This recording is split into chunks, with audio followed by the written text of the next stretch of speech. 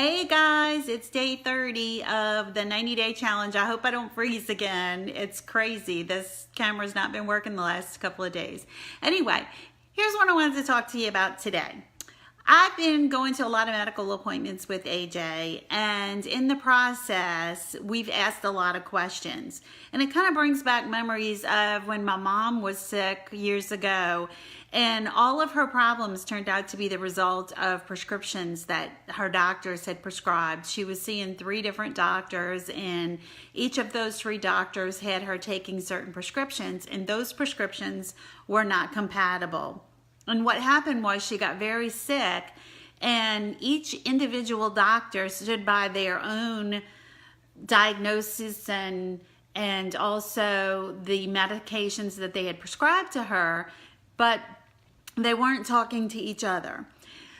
The thing that I learned from that is that you have to be your own advocate in your healthcare. You have to make sure that you ask the right questions and talk to the right people. And if you're on medications, the doctor is not the person to talk to about those medications. If you have concerns about those, hey Kayla, if you have concerns about medications that you're taking, don't talk to the doctor. Talk to a pharmacist. I was recently on a prescription and I was really concerned about the side effects. And I took the time to call a friend of ours who is a pharmacist and talk to him.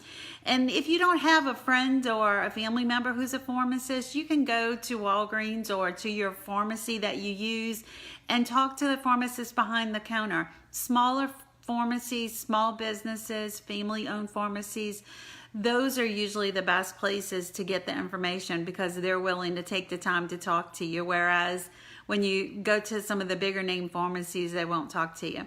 But the point is, you have to be an advocate in your own health care and make sure you get the answers that you need. I go to the doctor with AJ every time he goes because he admittedly doesn't always pay close attention to what they're saying. And so because of that, we've got 2 of us there. We can both listen and both ask questions, and then we remember more what the doctor has shared with us. So if you don't understand the medical things that people say, then make sure you bring a friend with you to the doctor or a family member, someone that can help with that. And I see Kayla saying she barely takes medicines because she don't trust them. I don't blame you, honey. Yeah, so many of the side effects that they say are rare actually seem to happen for me. And I think it's just the way my body responds to those medicines. But definitely find out what you can about them from the pharmacy. Don't ever trust that if a doctor says the symptoms or the side effects of a medication are rare, don't believe that it won't happen to you.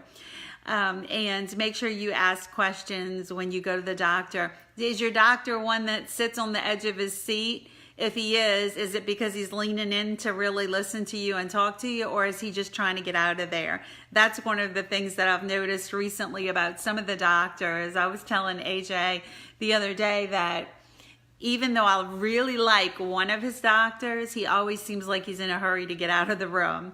Whereas his oncologist is just so patient and he waits for us to give the signal that we're done asking questions. So you need a doctor like that. I hope you have one.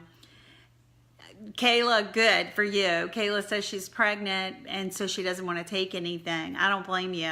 You have to be safe and take care of that baby. All right, guys. Well, that's my word for you today. Ask questions and be an advocate for yourself and your own health care. As always, like, share, comment. I love you guys. I'll talk to you tomorrow.